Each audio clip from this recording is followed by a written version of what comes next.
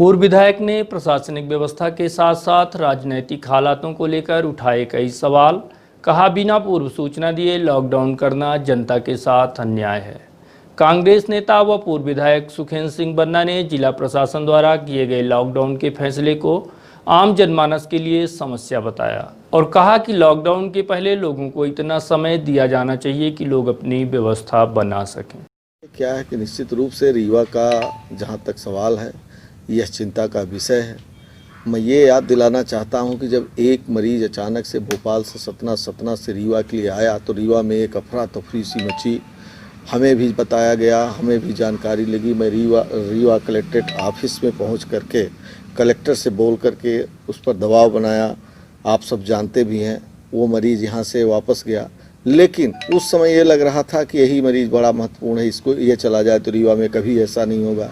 लेकिन जो इसके बाद से घटनाक्रम हो रहे हैं लगातार रीवा में और जगहों पर, रीवा ग्रामीण अंचलों में, खासकर मैं अपने हनवना महोगन क्षेत्र की भी बात करूं, वहाँ पर भी काफ़ी मरीज़ काफ़ी संख्या में पाए गए। ये लगातार चिंता का विषय है। लेकिन कोरोना से ज़्यादा चिंता का विषय ये है कि जिस तरीके से लॉकडाउन लगा दिया जाता है प्रशासन के द्वारा, उससे और समस्याएं लगातार बनती जा रही हैं। तो मैं इस व्यवस्था से बिल्कुल कतई सहमत नहीं हूं और आम जनता की लगातार समस्याओं से जूझना पड़ रहा है।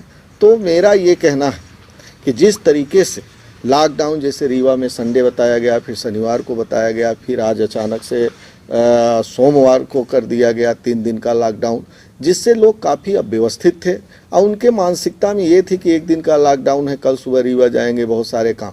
इसमें कई तरह से लोग अव्यवस्थित हो गए। तो मेरा इसमें ये कहना है, आज मेरी सुबह कलेक्टर इलैयाराजा जी से बात हुई। हमने इस बात को कहा कि जिस तरीके से आपने किया ये लॉकडाउन, ये अच्छी बात नहीं। इसमें अगर आपको करना है लॉकडाउन तो कम से कम 3 दिन पहले आपको डेट निर्धारित करके बता देना चाहिए कि फला तारीख से लॉकडाउन रहेगा। इसमें हर व्यक्ति अच्छे अपने तरीके से व्यवस्थित हो जाएगा, सचेत रहेगा कि अगले 3 दिन बाद लॉकडाउन लगना है, चाहे हफ्ते भर के लिए लगाओ, चाहे 10 दिन के लिए लगाओ, उससे आपको लाभ होगा। लेकिन आप अचानक से लगा करके आम जनता को प्रताड़ित कर रहे हैं, ये मेरे समस्या है। इसमें से प्रताड़ना के अलावा कुछ भी नहीं। वहीं हनमना में 4 दिन के लिए पुनः लॉकडाउन को आगे बढ़ाए जाने को लेकर भी इसे गलत बताया है। अभी मैं हनमना की बात करूं, हनमना में 8 दिन के लिए लॉकडाउन किया गया, अभी 4 दिन और बढ़ा दिया गया। हनमना की हालत शायद कलेक्टर को नहीं मालूम। हमने उनको बताया कि वहाँ बहुत सारे घर ऐसे हैं कि डेली कमाते और खाते, उनके पास कोई आर्थिक आमदनी नहीं है और आपने एकदम पूरी तरह से उनको जो है तो बंदिश कर दी है। बहुत सारे घर ऐसे हैं कि आज भी उनमें शौचालय नहीं है और बाहर तालाबों में जाना पड़ता है, सब सारी चीज़। और वहाँ पे पुलिस का इतना तगड़ा पहरा, पुलिस भर का तगड़ा पहरा है कि निकलने ना पाए लोग। तो मेरा ये कहना है कि इस तरीके से लॉकडाउन ठीक नहीं है और आपके लॉकडाउन का लगाने का लाभ भी नहीं मिल रहा है, उससे और कोरोना बढ़ता जा रहा है। तो मेरा ये कहना है इसमें कि आप इस तरीके से लॉकडाउन लगाओ कि जिससे कि घरों से बिल्कुल लोग ना निकलें। यह तब संभव है जब आप उनको सारी सुविधाएं प्रदान करके और बता करके लॉकडाउन करेंगे। तो निश्चित रूप से मैं समझता हूं कि इस लॉकडाउन का लाभ हो सकता है, बशर्ते ऐसे नहीं। इसके अलावा पूर्व विधायक श्री बन्ना ने प्रदेश के मुख्यमंत्री शिवराज सिंह पर भी निशाना साधते हुए कहा कि मुख्यमंत्री कोरोना के नाम पर नौटंकी कर रहे हैं। यह सब इसलिए किया जा रहा है कि 24 सीटों पर होने वाला उपचुनाव न कराना पड़े। आप खुद सुनिए श्री सिंह ने क्या कहा। मुख्यमंत्री जी अभी हमने देखा वो ऐसे लॉकडाउन, उनको कोरोना हुआ, अब वो कोरोना है उनको कि नहीं भी है कि वो साजिश कर रहे हैं, चुनाव नहीं कराना चाहते। तो यहाँ रीवा में भी मैं देख रहा हूँ कि 2 कानून लागू हैं। हमारे विधायक जी को हुआ था अभी, जो दिव्यराज सिंह जी को, वो घर में थे, आम जनता को घसीट करके कि यहाँ पर जो है कांजी हाउस की तरह बेड़ा जा रहा है और इसमें भी पारदर्शिता नहीं है कोई। जो ये आपका क्वारंटाइन सेंटर है पर वहाँ कोई जा नहीं सकता, वहाँ कोरोना का भी डर, वैसे भी प्रतिबंध, पुलिस का भी डर। तो हमारे कहने का मतलब इसमें पूरी तरह से पारदर्शिता होनी चाहिए और लोगों को समझ में आए कि क्वारंटाइन सेंटर में क्या हो रहा है, खाने के भोजन कैसे मिल रहा है, दवाइयाँ क्या क्या मिल रही, परिजन दिखे, परिजन कम से कम उनको जान सके, समझ सके। जनप्रतिनिधियों को भी छूट होनी चाहिए उसमें जाने के लिए और समझने के लिए। ये सब बातें हैं। तो मैं समझता हूं कि जो फिलहाल परिस्थितियां हैं वो ठीक नहीं है, इसमें सुधार होने की ज़रूरत है। हमने कलेक्टर को आज ये बात कही। भाई यही तो बात है कि कोरोना के नाम पर साजिश है। इसमें सिर्फ जनता को कोरोना के नाम पर प्रताड़ित किया जा रहा है, जनता के ऊपर सारा थोपा जा रहा है। और मुख्यमंत्री हैं वो अपनी राजनीति कोरोना के नाम पर अंदर घुस गए। उनके 24 सीटों को चुनाव नहीं कराना, इसलिए कि उनकी 24 सीटों पर स्थिति खराब है। उन्होंने सर्वे करा लिया, जा करके अस्पताल में बैठ गए, वो भी प्राइवेट अस्पताल में बैठे। उनको तो कम से कम हमीदिया में बैठना चाहिए, जो सरकारी अस्पताल हैं उसमें बैठना चाहिए, तो कम से कम वहाँ पर जो मरीज एडमिट है उनको कुछ दिन तो लाभ मिलता, इतने हो जाता। और वो विधायकों को बुला रहे हैं, बात कर रहे हैं, वो और विधायक खरीदी करते होंगे।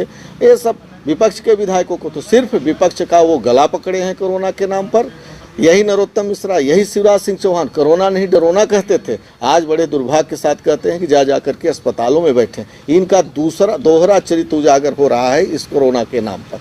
तो सिर्फ आम जनता को प्रताड़ित किया जा रहा है और सत्ता पक्ष प्रशासन पूरी तरह से कोरोना के नाम पर मौज मस्ती और लूट कर रहा है। ये लूट का अड्डा बना लिया।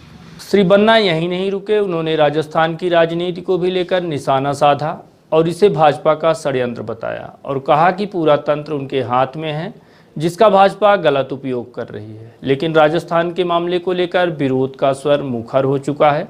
यह राजस्थान ही नहीं बल्कि यह पूरे देश भर में आग की तरह फैलेगा। देखिए, बड़े दुर्भाग्य का विषय है कि एक तरफ पूरे हिंदुस्तान में कोरोना की स्थिति भयावह, जहां आज पूरा भारत तीसरे नंबर पर पहुंच गया, पूरे देश में हाहाकार मचा हुआ है। कितने लोग मर रहे हैं मैं ये तो नहीं जानता, पर कोरोना तो बढ़ ही रहा है। 15 लाख कोरोना हो गया।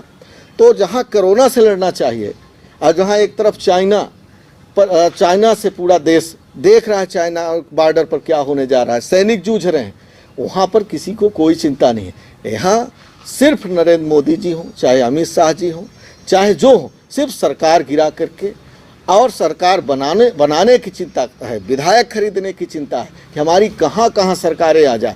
आपने मध्य प्रदेश की हालत देखी किस तरीके से उन्हें गिराया, और आपने कर्नाटका की हालत देखी, गोवा की हालत देखी। अब वो राजस्थान को हर हाल में गिराना चाहते हैं, लेकिन इसका जनता समझ रही है और जनता इसका जवाब देगी। ये सिर्फ जो है सरकार बनाने में लगे हुए हैं और इनको कहीं कोई किसी चीज़ से मतलब नहीं है। इनका चरित्र उजागर हो रहा है और सिर्फ जो है इनको पैसे कहाँ से आए।